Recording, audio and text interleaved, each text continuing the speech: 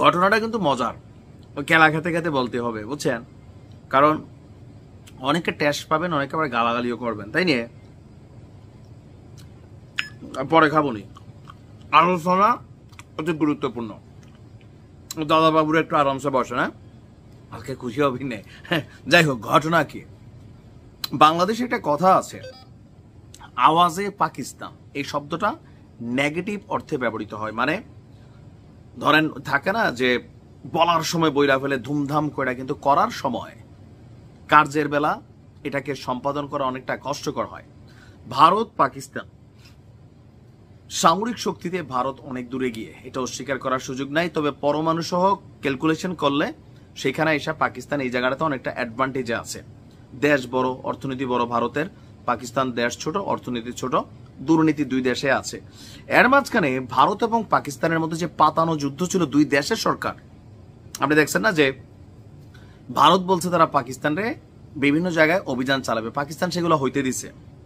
কারণ শেহবাজের গদি টিকানোর জন্য সেও চাইছে ভারত পাকিস্তান বিষয়টাকে উত্তেজনা করে, মোদি আর শেহবাজ দুজনে মিলা দুই দেশকে, জনগণকে কাঁপাইছে।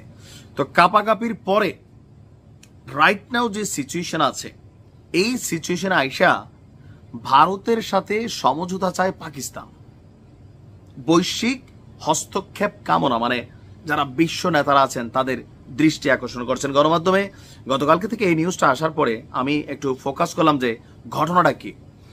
ভারতের সঙ্গে এই উত্তেজনা নিরসনে দুই দেশের মধ্যে এখন অনেক কিছু কিন্তু ঝামেলা আছে রাইট নাও।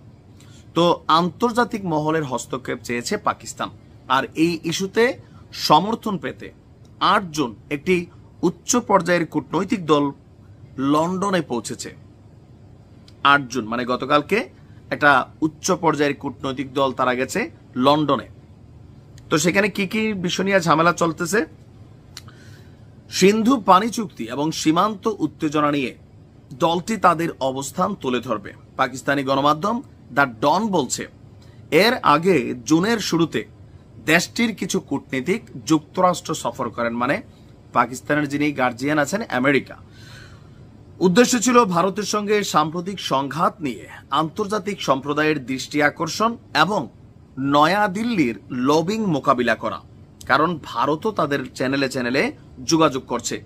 সেই ধারাবাহিকতায় যুক্তরাষ্ট্রের পর এবারে সফর হচ্ছে লন্ডনে, এরপর যাবে ইউরোপীয় ইউনিয়নের হার্ট যেটাকে বলা হয় ব্রাজিলসে। প্রতিনিধি দলে আছেন সাবেক পররাষ্ট্রমন্ত্রী বিলাওয়াল ভুট্টো জারদারি, হিনা রাব্বানি খার, খুররম দস্তগীর, সিনেটর শেরি রহমান, মুশাদিক মালিক আপনার এবং সাবেক পররাষ্ট্র সচিব জলিল আব্বাস জিলানি এবং আরো অনেকেই। যুক্তরাজ্যে পৌঁছে জিওনিসকে পাকিস্তানের খুররম দস্তগীর বলছেন, মার্কিন প্রেসিডেন্ট ট্রাম্পের মধ্যস্থতায় যেমন যুদ্ধবিরতি হয়েছিল, আমরাও চাই এখন বৈশ্বিক শক্তিগুলো ভারতের সঙ্গে সমঝোতায় ভূমিকা রাখুক। সিন্ধু পানি চুক্তিতে ভারতের দায়িত্ব জ্ঞানহীন আচরণ নিয়ে যদি আলোচনায় না আসে, তবে এ অঞ্চলে বড় ধরনের সংঘাত অনিবার্য হয়ে উঠবে। আমি জানি না যে ভারত সিন্ধু নদীর পানি কি বন্ধ করে দিছে না দেওয়ার জন্য আলোচনা করতেছে, এরকম কিছু একটা হয়তোবা। এবং কি পাকিস্তানের আরেক সিনেটর বলছেন, পারমাণবিক শক্তিধর দুটি দেশের এমন বিপজ্জনক অবস্থানে থাকা এটা গোটা বিশ্বের জন্যই হুমকি। সাবেক রাষ্ট্রদূত শেরি বলছেন, আমাদের বক্তব্য শোনা হয়েছে এবং ভারতের পদক্ষেপ কি ধরনের ঝুঁকি তৈরি করছে তা আন্তর্জাতিক মহল বুঝেছে। সবাই একমত যে আমরা এখন মানে পানিকে অস্ত্র হিসেবে ব্যবহার করা উচিত না, এবং কি দুই দেশের মধ্যে একটা মিলজিল দরকার।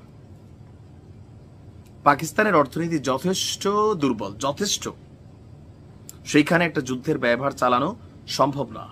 তবে পাকিস্তান লড়াই করেছে সমানে সমান তালে, দেখানোর জন্য হোক যাই হোক। ভারতের মিডিয়াগুলো সাক্ষী দিছে যে পাকিস্তান বেশি ক্ষতি করছে ভারতের।